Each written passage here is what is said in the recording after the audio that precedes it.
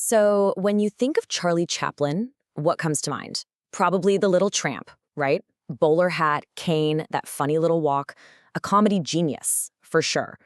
But what if I told you that behind all the gags and the slapstick, he was one of the most powerful social critics of the entire 20th century? Yeah, let's really get into this. We're going to look past the laughs to find the satire. We're going to explore how Chaplin used his movies not just for a good time, but to really pick apart the biggest fears of his day. A world struggling with out-of-control factories, economic disaster, and the terrifying rise of dictators. You see, in this explainer, we're going to see how Chaplin's camera was like a social X-ray, showing all the hidden cracks in civilization. He was basically translating the huge, complicated ideas of writers like Orwell, Huxley, and T.S. Eliot into a visual language that absolutely everyone could understand. Okay, our first stop is 1936. We're in the middle of the Great Depression, and Chaplin releases his masterpiece, Modern Times. Now, this wasn't just another film. This was his direct answer to the soul-crushing force of the industrial world.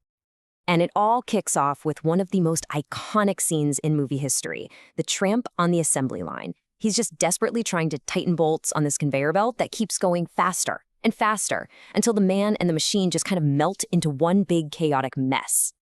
Sure, it's funny, but it's also really unsettling, right? Look at how Chaplin makes the human body look tiny, completely swallowed up by all the gears and machinery. The tramp's twitching, which continues even after he leaves the line, that shows you the machine didn't just take his labor. It's literally gotten into his nervous system. It's an incredible picture of what writers like T.S. Eliot were talking about. A modern life that feels broken, repetitive, and just empty. But Chaplin pushes this idea of progress even further, into absurdity, with the ridiculous feeding machine. It's this invention designed to get rid of lunch breaks. It just automatically feeds workers while they work to maximize productivity. And, as you can probably guess, it goes spectacularly wrong. Now, this is way more than just a gag about a broken machine. Chaplin is making fun of the very concept of progress when it loses all its humanity. A machine built for efficiency ends up causing pain and humiliation. It's a dead ringer for the dystopian world of Aldous Huxley's Brave New World, where technological perfection costs us our dignity. The message? It's crystal clear. Progress without a moral compass is its own kind of violence. And the control doesn't just stop at the assembly line. All through the factory, the boss only ever shows up as a face on a giant screen, watching everyone, everywhere.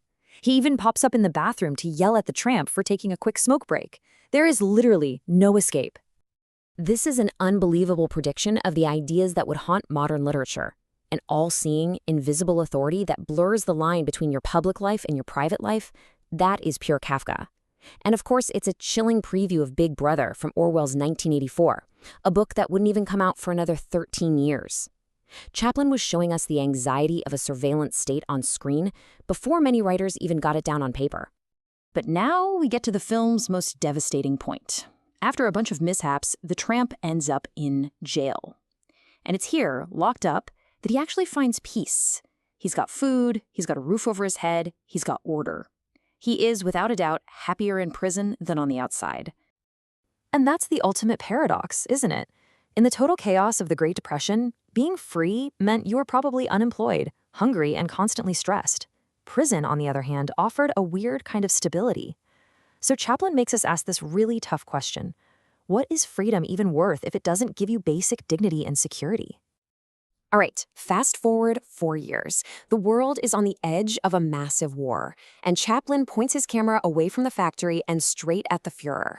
The Great Dictator was his incredibly bold, controversial, and just brilliant attack on fascism and Adolf Hitler. You've probably seen the most famous scene. The dictator, Adenoid Henkel, is alone in his giant office.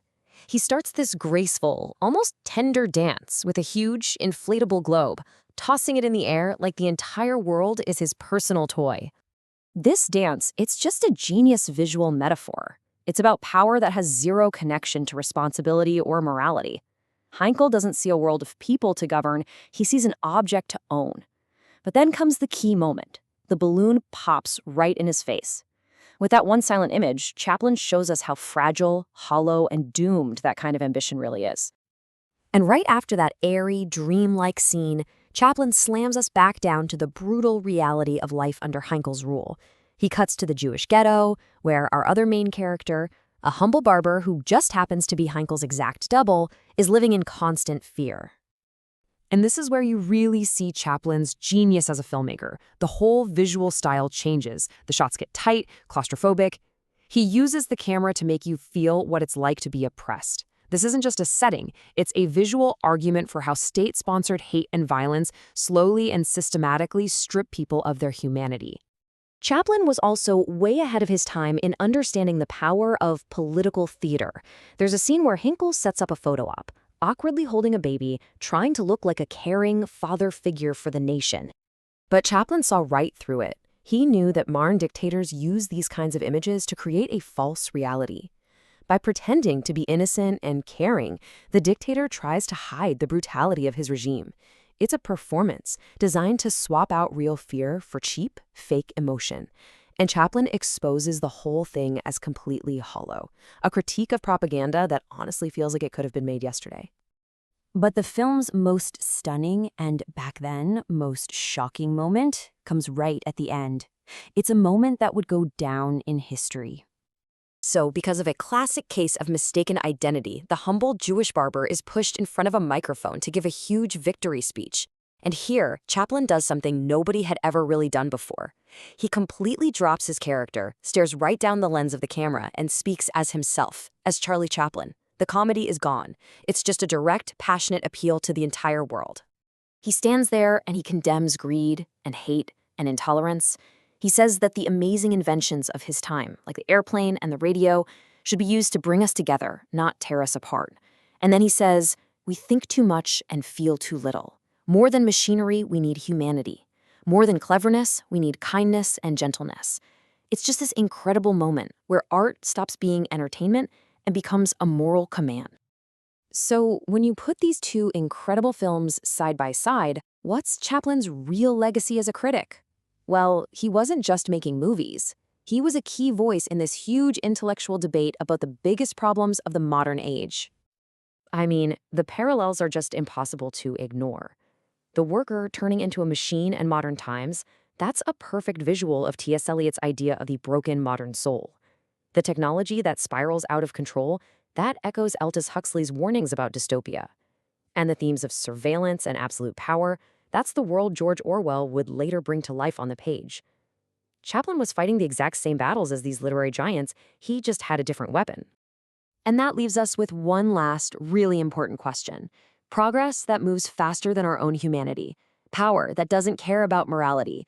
Surveillance that chips away at our freedom. These aren't just old problems from the 1930s and 40s. Chaplin's warnings feel intensely real right now. The question is, are we listening?